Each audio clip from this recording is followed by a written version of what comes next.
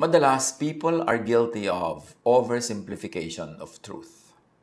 Yung parang lahat black or white lang, evil or good lang, absolutely, extremely.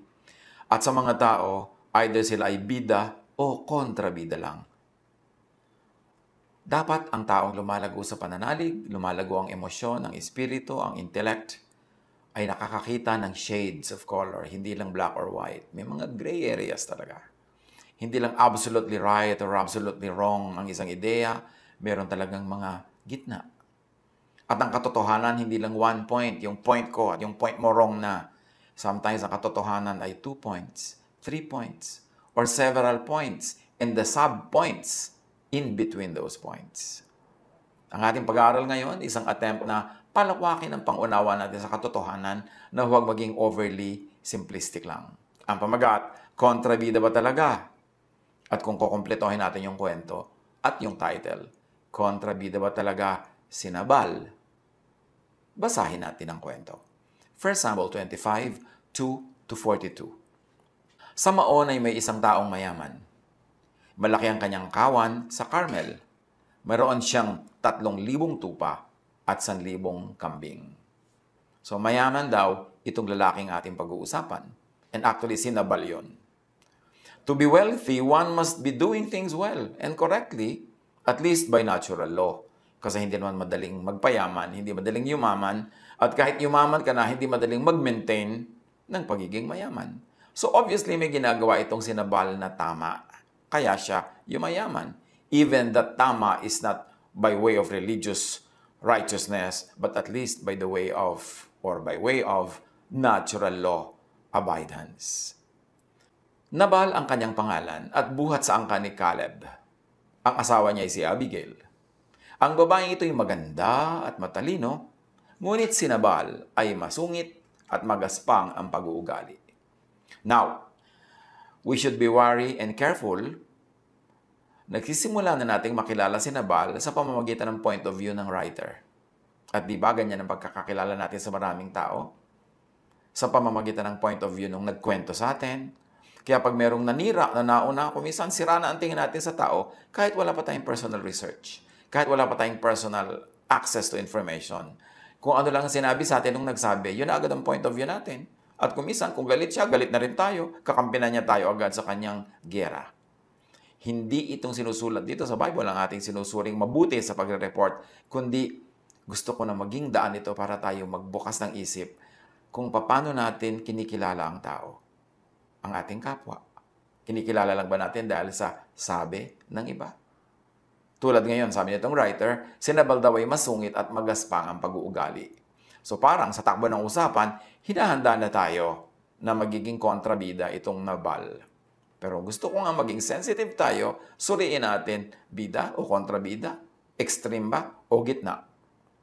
The descriptions by the writer sets the moral tone, the stage for the drama of the ending.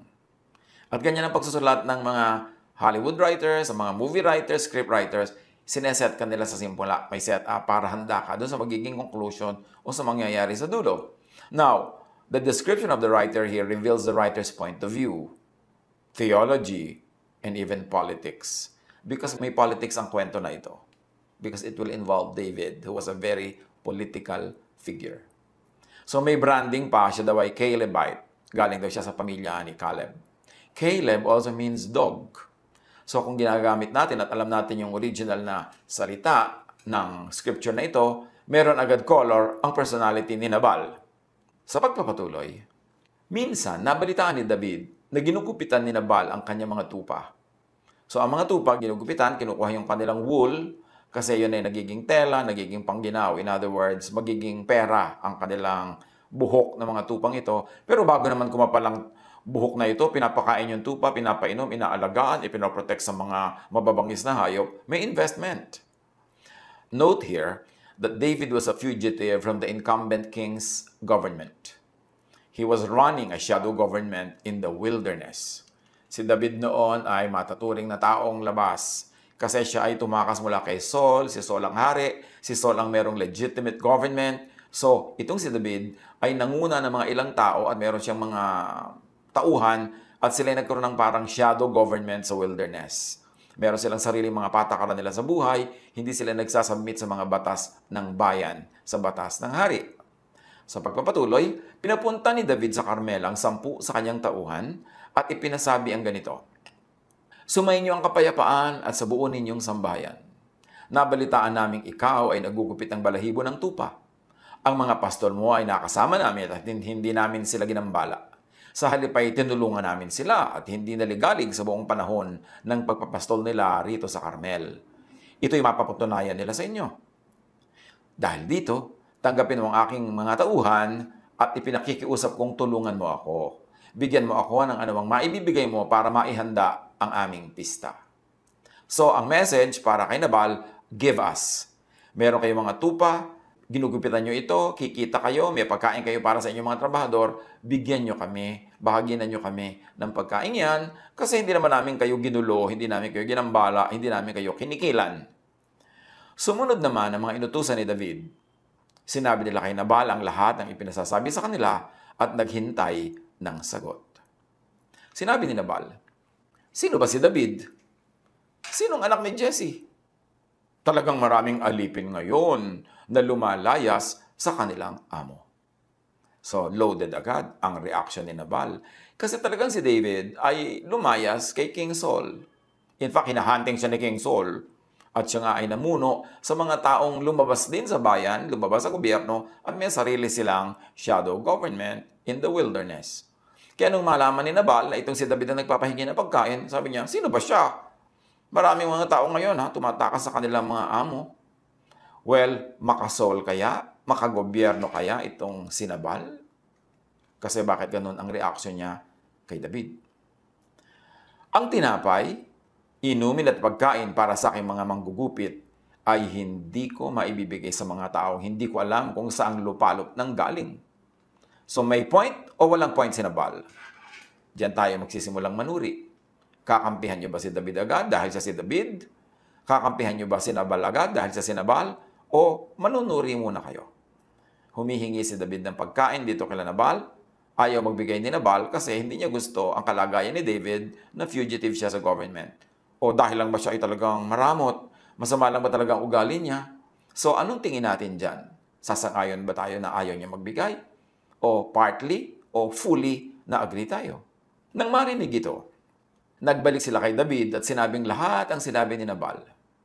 Dahil dito, sinabi ni David sa kanyang mga tauhan, ihanda ninyo ang mga tabak ninyo. Humanda naman ng 400 sa kanyang mga tauhan at sumama sa kanya. Naiwan ang 200 upang magbantay sa kanilang mga daladalahan. So, who were the 400? Babalikan natin yan. Dahil sabi ng 1 Samuel 25:2-42, para makilala natin kung sino yung 400 na yan, sumama rin sa kanya mga inaapi, pati ang mga nakalubog sa utang at mga hindi nasisiyahan sa kanilang pamumuhay. Ang lahat ng ito'y umabot sa 400 lalaki at siya ang ginawa nilang pinuno. In other words, sila ay matatawag na para mga taong labas. David and 400 of his combat-hardened men who were outside the forces of government would slaughter Nabal's household for Nabal's refusal. O huwag agad kampi kay David dahil sa si David. Huwag agad kontra kay David dahil sa si David. Isipin natin, tama ba? Makatwiran ba? Napapatayin ni David at ng 400 yan tauhan lahat ng lalaking member ng household, ng tribo nitong grupo ni Nabal dahil tinanggihan silang bigyan ng pagkain. Sa pagpapatuloy, sinabi ng isang pastol kay Abigail, si David po ay nagpadala ng sugo sa inyong asawa at magalang na nakipag-usap, ngunit sila'y ininsulto ng inyong asawa. Mababait ang mga taong yun. Tinulungan nila kami at wala silang kinuhang anuman sa amin sa buong panahong kasama namin sila sa parang. Binantayan po nila kami araw-gabi sa aming pagpapastol. Pag-isipan po ninyo kung ano ang mabuting gawin ngayon, sapagkat ang nangyari ay tiyak na magbubunga ng masama sa aming Panginoon at sa buo niyang sambahayan. Hindi naman namin masabi sa kanya ito sapagkat matikas ang ulo niya. Tiyak na hindi niya kami papakinggan. So, nagsumbong itong isang katulong kay Abigail na asawa ni Nabal. at pinuri niya si David. Yun ang kanyang point of view about David. Dali-daling naghanda si Abigail ng 200 tinapay, pinuno niya ng alak ang 2 sisidlan, nagpapatay ng 5 tupa, nagpakuha ng 5 takal ng sinangag na trigo, 100 kumpol ng pasas, at 200 tinapay na igos. Lahat ng ito ikinarga niya sa mga asno. Pagkatapos, sinabi niya sa ilan niyang tauhan, mauna kayo sa akin at susunod ako. Hindi niya ito ipinaalam kay Nabal na kanyang asawa. So, suriin naman natin ngayon si Abigail. Kampi na ba tayo agad dahil siya si Abigail? Galit na ba tayo agad dahil siya si Abigail? Anong panunuri ang gagawin natin sa kanya? Was Abigail following their own scriptures teachings of wives' submission to their husbands? Di ba may ganun katuroan sila? Mag-submit ka? Pero this time, di siya nag-submit. Kasi si David, yung nakataya, a very popular man and a very handsome man, according to scripture itself. Habang pababa si Abigail sa isang burol, dumarating naman sila David mula sa kabila. Sa galit ni David kay Nabal ay nasabi niya, sayang lamang ang pagngalaga natin sa ari-arian ng Nabal na yan. Tinulungan natin siya at walang nabawa sa kanyang kawan, ngunit ito pa ang igaganti sa atin. Parusahan sana ako ng Diyos kapag hindi ko pinatay bukas ang lahat ng lalaki sa kanyang sambahayan. So here David was thinking of a slaughter of civilians to be done by his outlaw combatants. Nang makita ni Abigail si David, nagmamadali siyang bumaba sa kanyang asno at nagpatira pa sa harapan ni David. Sinabi niya, ako na po ang inyong sisihin. Pakinggan muna na sana ninyo ang aking sasabihin. Huwag po ninyong pansinin si Nabal. Wala pong kwentang tao yan. Tamang-tama po sa kanya ang kanyang pangalan. Siya po'y luko-luko. Here we see Abigail, the wife betrays and condemns her own husband. So anong ibibigay nating hatol kay Abigail? Kampi ba tayo sa kanya o hindi? Tama ba siya o hindi? Partly wrong or fully wrong? Partly right or fully right? At sabi niya, hindi ko po kasi nakita ang mga tauhan ninyong pinapunta sa amin. So the wife absolves herself. Ngayon po'y niloob ni Yahweh na huwag matuloy ang inyong paghihiganti upang hindi mabahira ng dugo ang inyong mga kamay. Saksi si Yahweh, ang Diyos na buhay. Lahat ng naghahangad ng masama laban sa inyo ay mapapahamak, tulad ni Nabal. Pambihirang asawa ito, ha? The wife condemns her own husband, and even Yahweh is quoted. Isinangkot si Yahweh sa usapan sa pag-condemn niya sa kanyang asawa at sa pagpuri niya kay David at pag-absolve niya, pagpapawalang sala niya sa kanyang sarili. Narito po, tanggapin po ninyo ang nakayanan ng inyong lingkod at ipamigay ninyo sa inyong mga tauhan. At patawarin po ninyo anumang pagkakamali ko. Sigurado kong loloobin ni Yahweh na kayo maging hari, pati ang inyong lahi, sapagkat nakikipaglaban kayo para sa Kanya. At hindi kayo gagawa ng anumang kasamaan habang kayo'y nabubuhay. Kung may magtatangkaman sa inyong buhay, iingatan kayo ni Yahweh na inyong Diyos. Ang mga kaaway naman ninyo ay hahagis na parang bato ng tirador. At kung loobin ni Yahweh na maging hari na kayo sa Israel tulad ng ipinangako, wala kayong pagsisisihan. Hindi kayo uusig ng inyong budhi sapagkat hindi kayo pumatay ng walang sapat na dahilan o kaya inaghiganti sa inyong kaaway.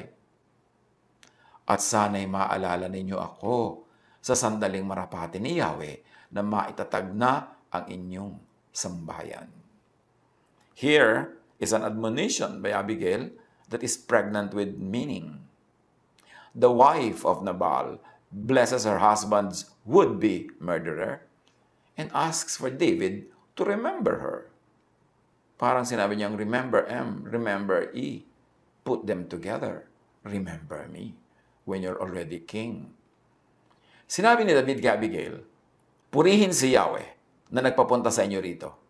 Salamat sa Kanya dahil sa iyong kabutihan, sapagkat sa ginawa mo'y nakaiwas ako sa pagpatay ng tao at magsagawa ng sariling paghihiganti. Niloob niyang huwag ko kayong pagbuhatan ng kamay. Saksi si Yahweh, ang Diyos na buhay. Kung hindi ka na parito ngayon, bukas ng umaga ay patay na sanang lahat ang lalaki sa inyong sambahayan.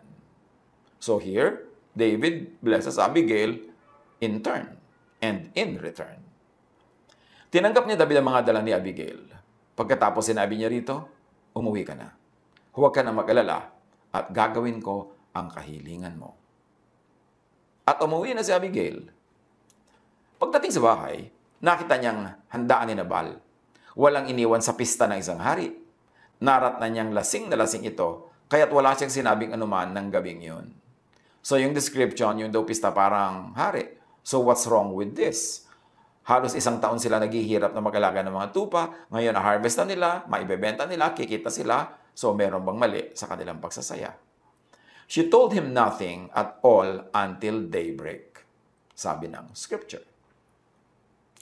Kinabukasan, nang wala na ang pagkalasing nito, isinalaysay niya ang buong pangyayari. Nang marinig ni Nabal ang lahat, inatake siya sa puso at nanigas ang buong katawan. Magtataka tayo at mag-iisip, how was the story presented by Abigail to the point that her husband would have a heart attack?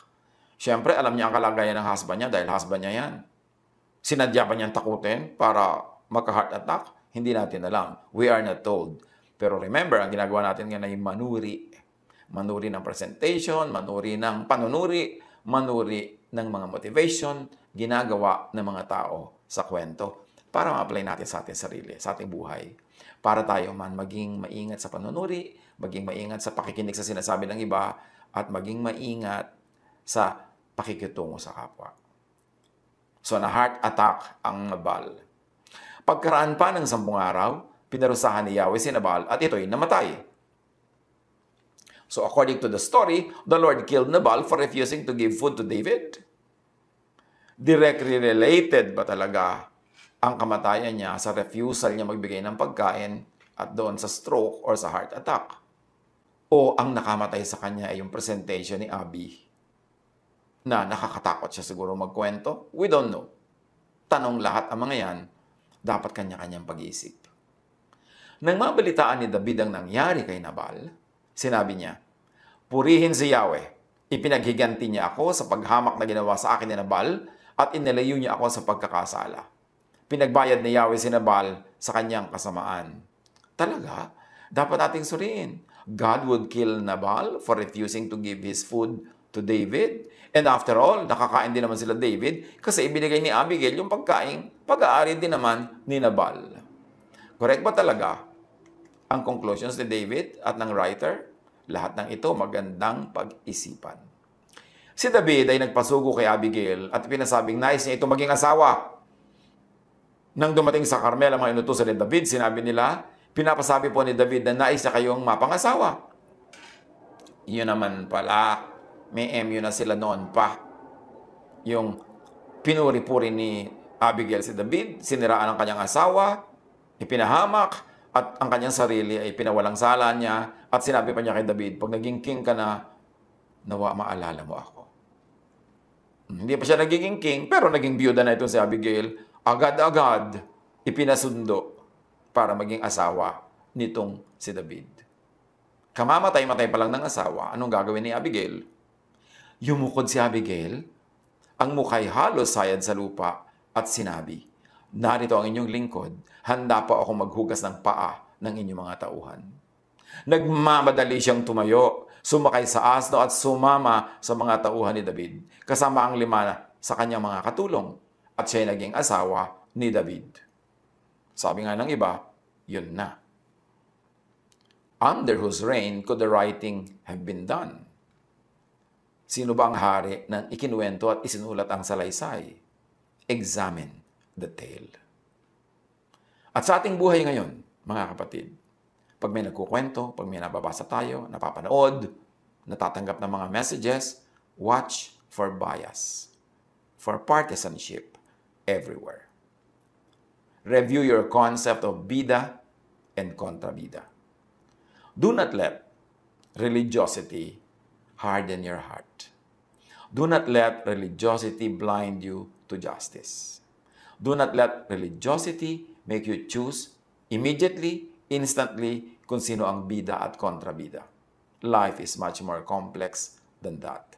At sabi nga nila, in somebody's story, you are the kontrabida. Siyempre, in your story, you are the bida.